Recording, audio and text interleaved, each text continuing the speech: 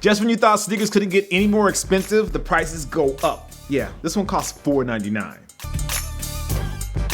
Welcome to Today in Sneaks. I am your host, Jacques Slade, and a lot of news hit the web today regarding sneakers, and I've actually had to leave a few things out, like the fact that the Air Jordan 11 Space Jam was the Nike's biggest release ever. Anyway, talking about Jordan, let's talk about a new shoe that they have coming out that looks like it's the child of the Air Jordan 8.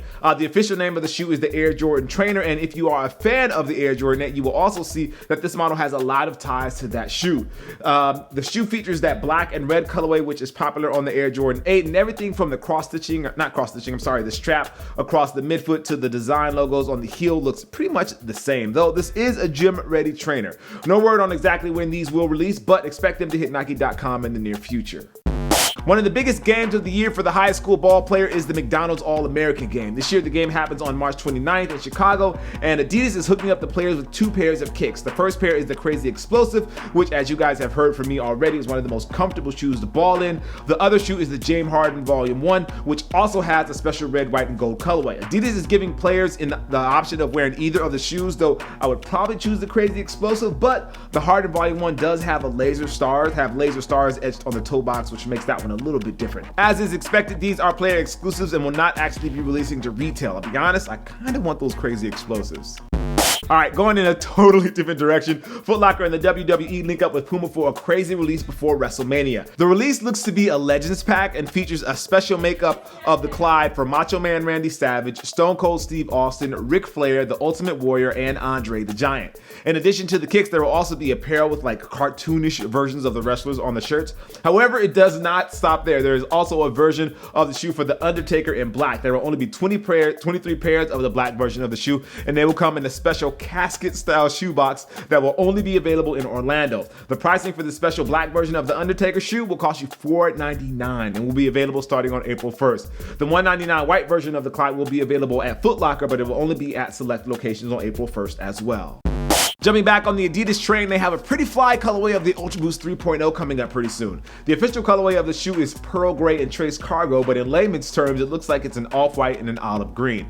Like the rest of the Ultra Boost 3.0s, the model actually has a semi-translucent cage, which actually works well with the color choices Adidas made on this shoe. I kind of feel like this would have been a little nicer with a gum bottom, but they use black, which really contrasts with that white Boost cushioning. Speaking of Boost, I actually talked to the team over at Adidas about Boost, and you can check out that video at the link right here. Expect these shoes to release on March 29th for the usual $180 price tag. Switching to my favorite sport, which is basketball, Nike Basketball drops a crazy collection of kicks called the Time to Shine pack. The collection includes the Kyrie 3, the KD9 Elite, the LeBron 14, and the PG1. Each of the silhouettes feature an iridescent Nike swoosh, which is where they get that name Time to Shine from.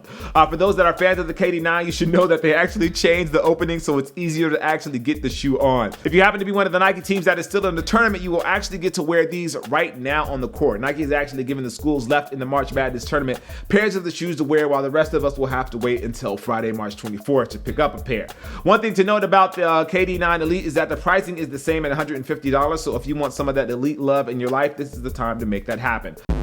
For the last question of the video, I wanted to know who had the better album, Drake or Ross, and this is what Dylan Dawson had to say. People are going to say Ross, but can't name a song, but play a Drake song, and they're going to know every single word. Wow, that's a very good take on it, I guess. Make sure you stay tuned for a few more of your responses. All right, for today's question of the video, I want to know which shoe do you like in the Time to Shine pack from Nike Basketball, or do you not like any of them? Either way, let me know your thoughts down below. Also, make sure you subscribe and then turn on your notifications and all that. YouTube is changing stuff around just a little bit, so sometimes my videos won't pop up in your feed, but if you have your notifications on, they will definitely show up.